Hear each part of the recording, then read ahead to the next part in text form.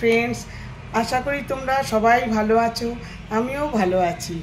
আমি চলে এসেছি আজকে মনিস কিচেনে একটি নতুন রেসিপি নিয়ে। দেখতে থাকো কি করছি, আশা করি ভালোই লাগবে। ফ্রেন্ডস, আজকে বানাচ্ছি আনারস ডিম, মাছের ডিমের চাটনি। দেখো, দেখতে থাকো। তাই জন্য একটা আনারস আনা হয়েছে, পাকা আনারস। পুরো গোটাটা লাগবে না, যতটা লাগবে ততটা কেটে নেব।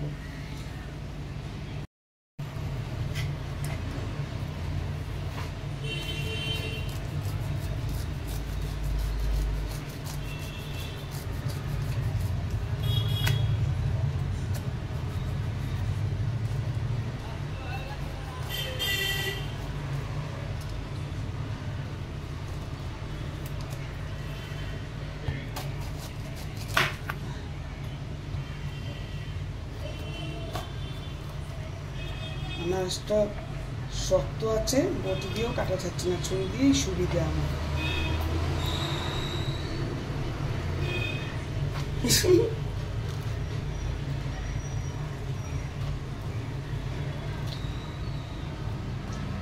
এইভাবে হাফ করে নিতে হবে। হাফ করে তারপরে আমি বটি দিয়ে কাটবো।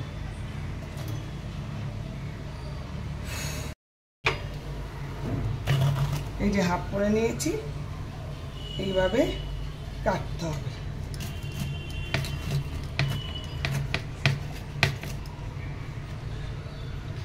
চোখগুলো শুদ্ধ কেটে নেব।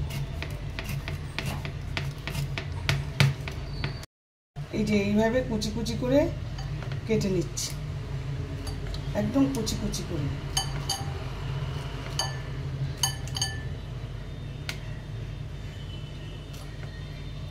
একদম কুচি কুচি করে কেটে নিলাম। আনারসের চাটনির জন্য এবার কড়াই বসিয়ে দিলাম। এইদিকে আমি আনারসগুলো ছোট ছোট করে কেটে নিয়েছি, টুকরো টুকরো করে। ডিমটা রাখা আছে। এইবারে আমি কড়াইয়ে তেল দিয়ে দিলাম। কড়াইয়ে তেল দিয়ে দিলাম।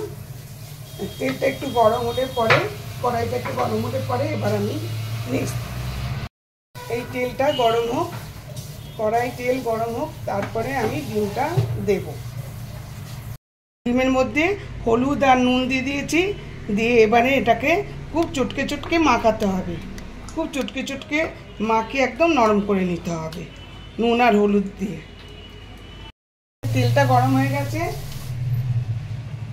এইবারে আমি এই যে নুন হলুদ দিয়ে যে ডিমটা রেখেছি ওটা আমি দিয়ে দিচ্ছি।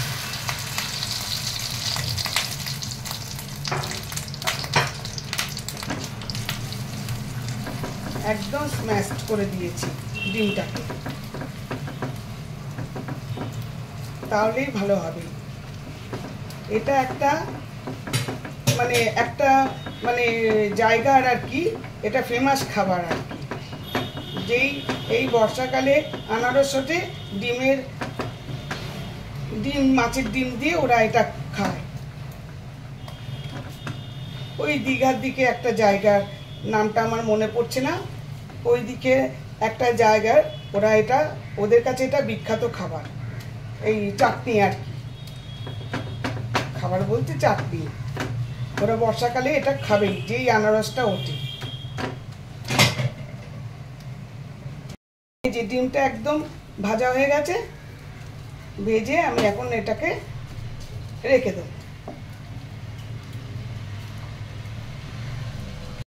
ধুয়ে বসিয়ে দিলাম গ্যাসে, কড়াইটা একটু গরম হোক। এই যে শুকনো লঙ্কা দুখানা দিলাম।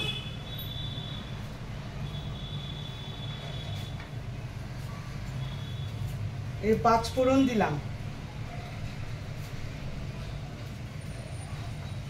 শুকনো লঙ্কার 5 ফোড়ন একটুখানি ভেজে নিতে হবে। এবারে আমি এই কেটে রাখা টুকরো করে আনারস দিয়ে দিলাম।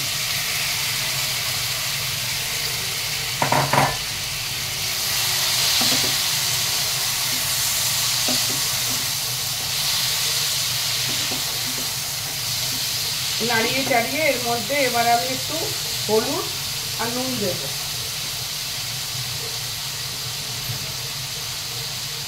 এবার আমি একটু পরিমাণ মতো নুন দিয়ে দিলাম আর একটু সামান্য হলুদ দিয়ে দিলাম, দিয়ে এটা একটুখানি সেদ্ধ হতে দিতে হবে। এই যে আনারসটা সেদ্ধ হয়ে গেছে, এইবার আমি ডিমটা দিয়ে দিচ্ছি, ভেজে রাখা ডিমটা দিয়ে দিলাম।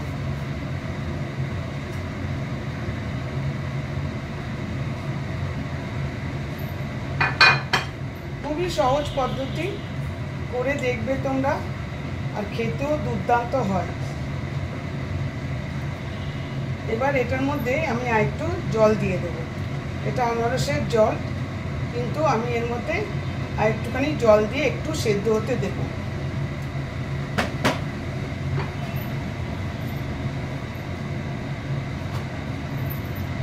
একটু জল দিয়ে ঢেকে রাখবো।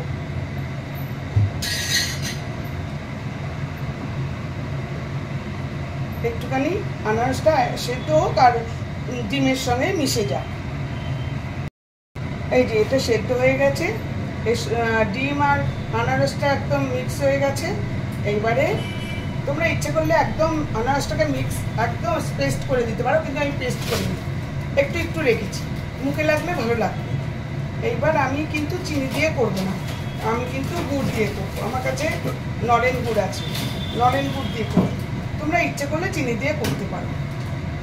এই নলেন গুড় দিয়ে দিলাম।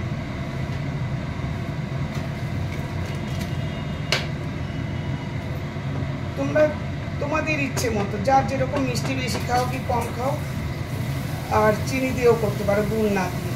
কিন্তু আমরা গুড়টা একটু প্রেফার করি, আর তারপরে আমার কাছে রাখাও আছে নলেন গুড়, আমরা নলেন গুড় দিয়ে দিলাম। সুন্দর হয়ে গেছে। এবার জলটা একটু মরলেই আমার আনারস আর মাছের ডিমের চাটনি ডান। একটুখানি হোক, একটুখানি সিমে স্ট্যান্ডার্ড সময় রাখতে হবে। এই যে আমার চাটনি রেডি, আনারস ডিমের চাটনি একদম হয়ে গেছে। এবার আমি গ্যাসটা বন্ধ করে দেবো। একটু ঝোল রেখেছি কারণ ওটা টেনে নেবে ডিমের মধ্যে। এই যে কাঁচা ডিম দিয়ে, মাছের ডিম দিয়ে আনারসের চাটনি আমার একদম ডান। দেখতে তো ভালোই হয়েছে, আপাতত মনে হয় খেতেও ভালো হবে। দেখলে তো আমার চাটনি, আনারস দিয়ে ডিমের চাটনি। এখানে দীঘার দিকে একটা গ্রামে খুব হয় এইসব দিক দিয়ে, ওইসব দিকে অনেকেই খুব খায়। বর্ষার সময় আনারসও ওঠে, আবার এদিকে মাছের ডিমও হয়, সেই জন্য এই সময় ওদের ওটা ফেভারিট।